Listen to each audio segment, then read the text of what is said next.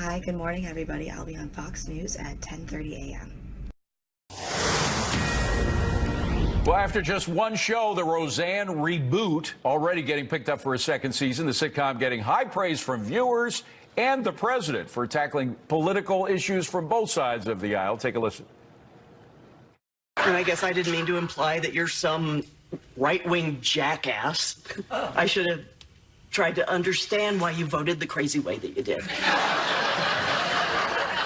And I should have understood that, you know, you want the government to give everybody free health care because you're a good-hearted person who can't do simple math. But that explanation may not have been good enough for one of the show's cast members. Listen to this. White women for Trump. Can't understand it.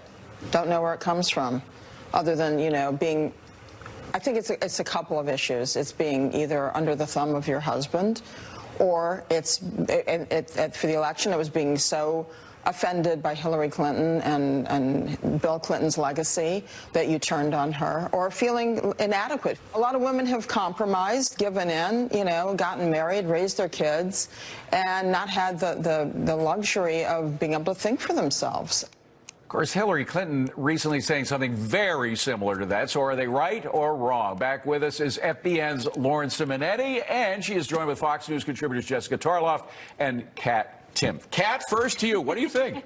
I think that not being able to think for yourself is something that people often do, but that's an idiot thing and not a woman thing. Right. And I think it's very offensive to suggest that these millions of American women who voted for Trump only did so because they were idiots. Jessica, how does Hillary or Sandra Bernhardt, for that matter, know that some women weren't actually the ones to direct their husbands to vote in a certain way? I mean, I know in my household, very often my wife convinced me of things that I was on the other side of. Absolutely. And I think at base here, we know that one household has one economic interest, right? Everybody has the same bills to pay and they have the same amount of money coming in, and most people vote on the economy. So it would make sense that a husband and wife would share the same political interests. Sandra Bernhardt and Hillary Clinton are making a point that there are a number of studies that support this, about how women vote.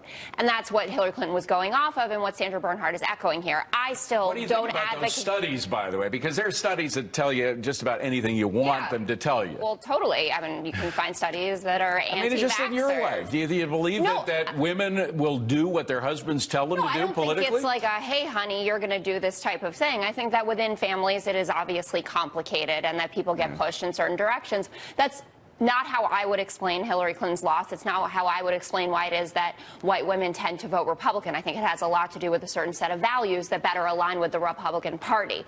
I'm just saying they didn't just make this up to be nasty. Lauren, let's talk about the politics of Hollywood, so to speak. Ben Stein used to say that Hollywood's the only place where Karl Marx was right, where there is no rhyme or reason economically. But at least ABC is not ignoring the marketplace. It seemed that a lot of people in Hollywood, they'd see the ratings go down with all the anti-Trump stuff, and they wouldn't change their ways. ABC is recognizing, gee, if you have at least hint at a pro-Trump character, it's good for ratings. Well, there's more than just the coast. There's the whole interior of the country that might not see things as liberal New York and California coast did not tune into Roseanne. I think both New York and L.A. turned it off. Chicago was the only mass market, actually, where,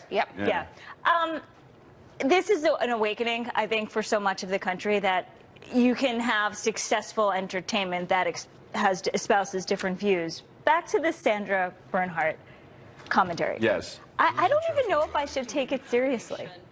She's older. This is a different generation, but I worry about my mortgage and how I'm going to pay for my mortgage. I'm worried about how we're going to do all the things that we need to do, and I do not rely on a man. Not only for my political views, but for anything financially. And I'm married. Yeah. So it's just...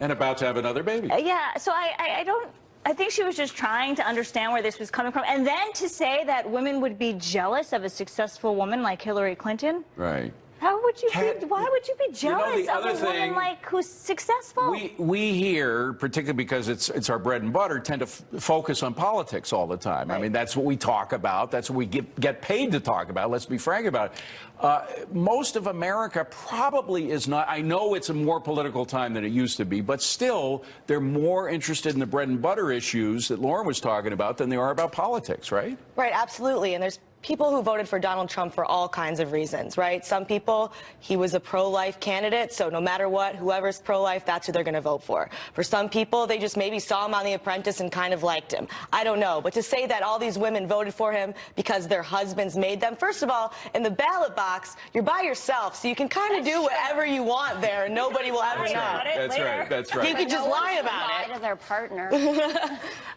But there's something racial going on here, and it's why did white women vote for Trump? And the New York Times picked this up in an editorial that was written, and the author was saying, well, part of the election was the fact that only white people lost their jobs, so that's why they might have been more inclined to vote for the president. So racial nuances. But that's the same in every election. Ladies, we could go for an hour, but I'm afraid we've run out of time. Thank you very much. Next week. We'll get back to you next week.